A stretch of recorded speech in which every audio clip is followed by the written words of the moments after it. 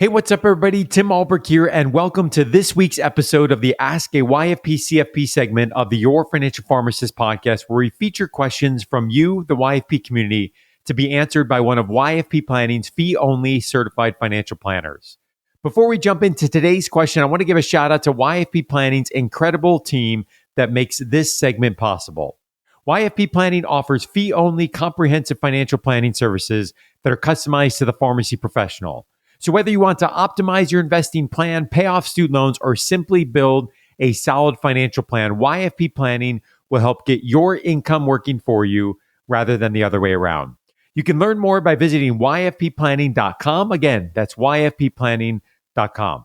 Okay, this week's question comes from Christine in Austin, Texas. Christine asks, "Hi YFP, wondering if you could help me answer this question. Is it possible for me to be on health insurance at my workplace, but also be enrolled in my spouse's HSA from his work? Thank you for taking the time to read this inquiry. Always appreciate everything you guys do for us pharmacists and pharmacy students." Appreciate the question, Christine, and the shout out. Tim Baker, what are your thoughts? Yeah, this is a great question. And this is kind of gets into some of the nuance of some of these types of accounts. So the short answer is yes, Christine. If your spouse has an HSA from his work, you can absolutely use it. Typically, this is if you have like family coverage. So you can typically elect single only or family coverage. That really determines the contribution amount. Even if he's single and you guys say don't have kids, you can still use it. The real limitations are it's a timeline limitation, and a limitation is if you are being reimbursed for those medical expenses. So you can be not on health insurance, you can be on a high deductible health plan, or you could be on a kind of like a gold or a platinum package. Regardless of what you are on, your spouse can still use the HSA for you, whether it's a single or family coverage, as long as you are not being reimbursed from your own medical plan. So that's the big thing, which is actually pretty cool because it kind of gives you guys a little bit more flexibility in terms of how you want to deploy that HSA, if at all.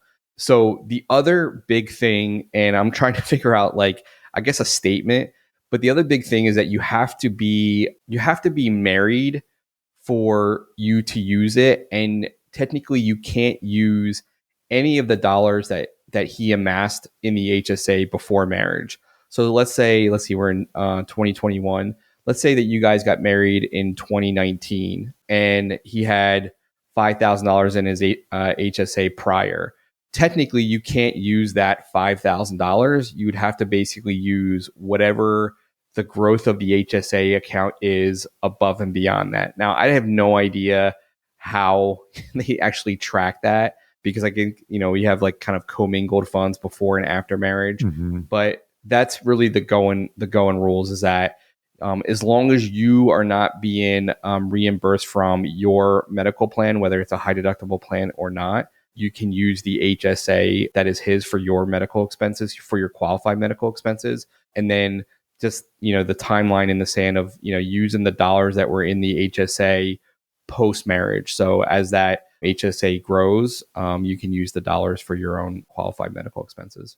Really important nuances. Great stuff, Tim. Something we haven't addressed before as it relates to HSA, a topic that we have talked about before on the podcast. And Ask YFP CFP, 'tis the season, Tim Baker, of open enrollment. I suspect that the team at YFP Planning is getting lots of questions, not only about HSA, but also other considerations during the open enrollment period, as that is an area of the plan that folks may not know that the team at YFP Planning covers with those clients that are in the comprehensive planning process. So busy time of year. Is that fair for the planning team? Yeah, yes, very much so. Lots of questions around open enrollment. Again, not everyone's open enrollment is now, but a lot of people, the window is closing here shortly to kind of set them up for the calendar year. So yeah, the planning team is hard at work trying to answer those questions and go through, that with clients. Again, it's kind of one of the big pieces of your compensation package. And most people, myself included, when I first kind of started working post my military career, was like, I have no idea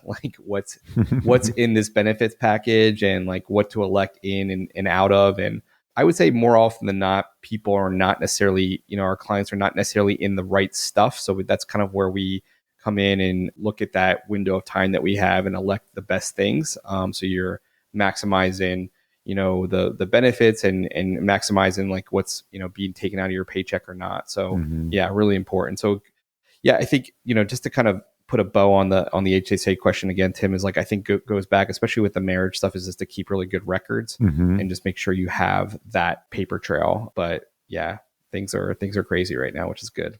Yeah, and for those that have listened to the show for some time, we might sound like a little bit of a broken record when it comes to HSAs, but because we really believe in the importance of maximizing this opportunity for folks where it makes sense in the context of the rest of your plan. And for those that are listening to this and want some more information on the HSA and the strategy as it relates to the financial plan, I'd point you to episode 165, where we talk about the power of a health savings account. We also have a blog on the YFP blog that really looks at the HSA as more of that long-term savings vehicle and option. You've heard Tim Baker talk about this on the show, is the Stealth IRA. And so that blog and that podcast will be two good resources, and we'll link to those in the show notes.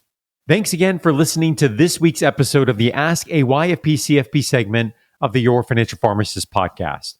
If we feature your question on the show, we'll send you a super comfy YFP t-shirt. You can submit your question by sending an email to info@yourfinancialpharmacist.com, or you can record your question by visiting yourfinancialpharmacist.com/ask-YFP. If you don't feel comfortable sharing your name on the show, you can send or record your question anonymously. As we conclude this week's Ask a YFP CFP episode, an important reminder that the content in this podcast is provided to you for your informational purposes only and is not intended to provide and should not be relied on for investment or any other advice. Information in the podcast and corresponding materials should not be construed as a solicitation or offer to buy or sell any investment or related financial products. We urge listeners to consult with a financial advisor with respect to any investment. Furthermore, the information contained in our archived newsletters, blog posts, and podcasts is not updated and may not be accurate at the time you listen to it on this show. Opinions and analyses expressed herein are solely those of Your Financial Pharmacist, unless otherwise noted, and constitute judgments as of the dates published. Such information may contain forward-looking statements which are not intended to be guarantees of future events. Actual results could differ materially from those anticipated in the forward-looking statements. For more information, please visit yourfinancialpharmacist.com/disclaimer. Thank you for your support of the podcast and have a great rest of your week.